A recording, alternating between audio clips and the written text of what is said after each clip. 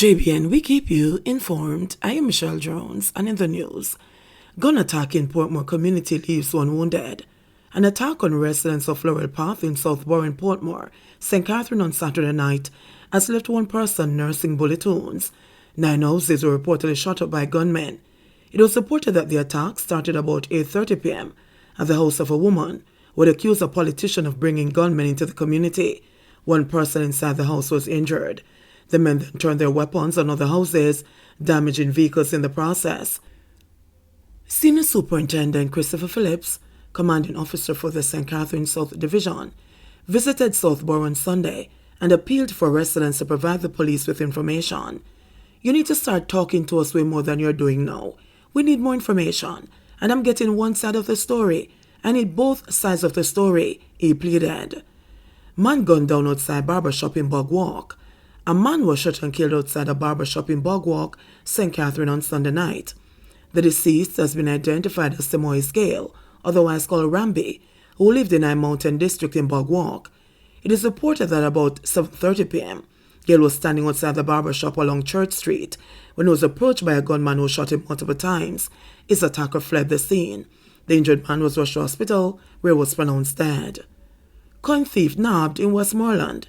A 23-year-old man accused of stealing $17,496 in coins from a shop in Darlaston, Westmoreland, has been arrested and charged with shop breaking and larceny. The alleged coin thief has been identified as Delroy Clark, a labourer of Bethel Town in the parish. According to police reports, the incident took place along the Beaufort Main Road in Darlaston on Tuesday, March 1.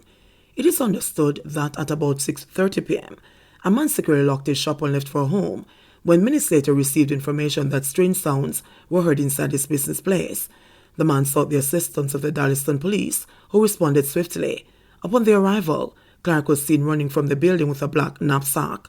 The police gave chase. Clark was apprehended and the bag searched, where coins amounting to $17,496 were recovered. The cash was later identified as the shop owner's property, which was stolen from his establishment. Subsequent checks revealed that entry to the building was gained by prying the grill at the front of the property. Licensed farmholder held with extra ammo arrested.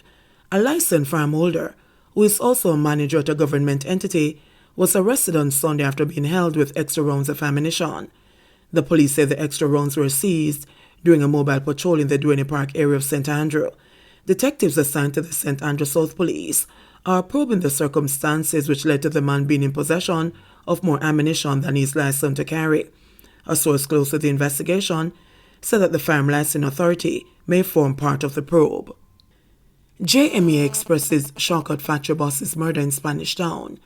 The Jamaica Manufacturers and Exporters Association, JMEA, has expressed shock at the killing of Nadine Kelly Reid, Managing Director, UL Manufacturing Limited, a business located at St. John's Road in Spanish Town, St. Catherine on Friday.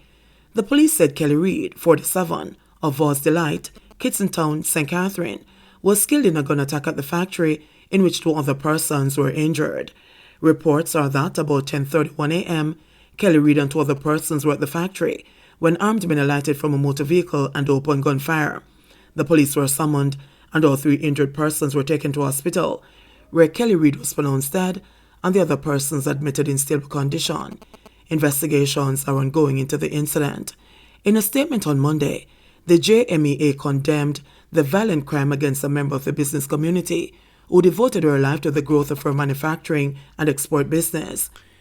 It said the manufacturing sector continues to provide employment to many skilled and low-skilled workers who are often vulnerable members of neighboring communities, and added that the targeted killing of members of the business community continues to threaten economic growth and development. Constant high levels of crime, resulting in extreme fear, is a major deterrent for investors. The association called on the government to urgently implement stronger measures to curtail the rampant crime being experienced, stating specifically that this includes increasing policing and legislative reforms in the justice system that will bring harsh measures to deter people from getting involved in organized crime. In specific reference to Friday's tragedy, the JMEA said, "Our hearts go in sympathy to the families, friends and colleagues at UL Manufacturing Company Limited mourning the loss of Mrs. Kelly Reid and their fellow worker. Yule Manufacturing, home of the New Taste brand of products, was formed in 1985 and commenced trading in January 1986. A company profile said the entity started with the production of its flagship output, Food Browning, which it initially distributed to supermarkets and shops in Spanish Town and its environs. Other products were subsequently introduced, including crushed pepper, hot pepper, spicy pimento sauce, meat browning, and jerk seasoning. The profile said the range of products are being supplied to major companies in Jamaica and distributors in the United States and across the Caribbean. Transport operators withdrew service in Christiana and Buff Bay, leaving commuters stranded. Scores of students were left stranded Monday morning as taxi operators in Christiana and Manchester withdrew their service in protest against an alleged lack of parking facility for cabbies in the town. One taxi operator who asked not to be named said that since the onset of the novel coronavirus in 2020, cabbies have been forced to vacate a private property which they had been using for parking. He is calling on the Manchester Municipal Corporation to identify a designated parking facility for the operators. He is calling on the Manchester Municipal Corporation to identify a designated parking facility for the operators. Another taxi operator in a social media video which has gone viral shared similar sentiments. Too much ticket. We can't stop on the roadside and take up a bag. Over 200 taxis in a Market Street lane, and where the market people in non-stop fight. Every minute the market people then lick up in our car with them cat, he said. Over in Portland, commuters including students were left stranded in Buff Bay as transport operators withdrew their services. They are alleging that there is no designated route from Buff Bay to Port Antonio. The operators are arguing that the absence creates an inconvenience for commuters.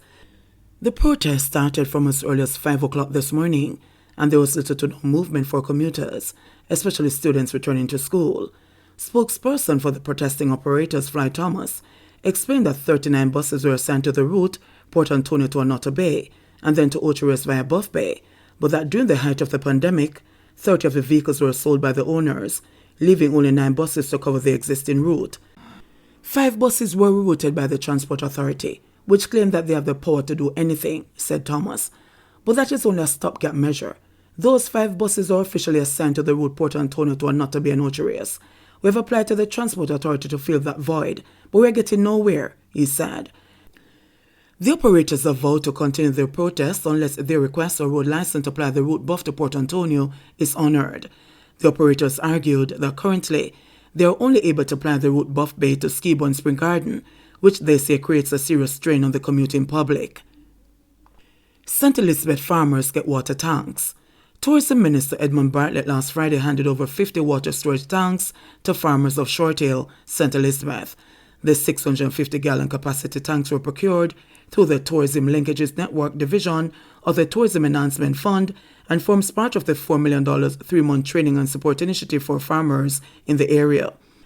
These storage tanks were connected to new and existing irrigation systems to counteract drought conditions in the farming community in a bid to increase crop yield to better supply the booming tourism industry. In his address, Bartlett pointed out that 42% of expenditure of visitors worldwide is on food, meaning there needs to be ongoing strengthening of the local tourism and agricultural linkage to meet this demand. The demand that they bring for food is huge, and our job is to supply the demand, he stated. The minister added that, if we produce the food in Jamaica, you know how much of that money stays here? If we're able to increase this volume to produce more acreage and use better technology, we can increase the supply and productivity levels. Bartlett noted that Jamaica earned US $2.7 billion from tourism last year and is projected to generate some $3.1 billion this year. That will only be $600 million less than where we were in 2019. So you see the opportunity for agriculture and you must recognize it. Because as we grow and recover, so must we grow with our ability to supply the demand of tourism, he said. He added that, we're excited about the prospect for Jamaica, now taking a new lease on life on the matter of supplying against the demand for tourism, particularly in agriculture. For his part, Minister of State and the Minister of Agriculture and Fisheries, Frank Witter, lauded the Tourism Ministry for the donation, noting that the tanks will assist in creating new linkages that both sectors need to thrive. He assured that the farmers will deliver in producing the crop quantities and qualities necessary to further supply the tourism sector. Secretary of the Short Hill Farmers Group, Perlin Vassell, said farmers from the community were grateful for the water storage tanks which, when coupled with their irrigation systems, will help to produce crops year-round on their farms. 34 new COVID cases in Jamaica, 3 deaths reported. The Ministry of Health and Wellness reported 34 new COVID-19 cases and 3 deaths on Sunday, March 6, bringing the infection total to 128,213 and total deaths to 2,830. The new cases comprise 17 females and 17 males, with ages ranging from 2 to 93 years. The cases were recorded in St. James 7, St. Anne 6, St. Catherine 5, Westmoreland 3, Manchester 3, Portland 2, St. Mary 2, St. Elizabeth 2, Hanover 1, Kingston and St. Andrew 1, St. Thomas 1 and Trelawney 1. The 3 deaths occurred between July and November 2021 and involved 3 males from Westmoreland, ages 86, 91 and 73. There were 189 recoveries in the last 24 hours, bringing the total to 78,849. Currently, 97 people are hospitalized, 5 of whom are severely ill, while 4 critically ill and 21 are moderately ill. The Health Ministry reported a positivity rate of 3.3%. JBN, we keep you informed. Please remember to subscribe, like, share, leave us a comment, and click the notification bell to receive our daily news items.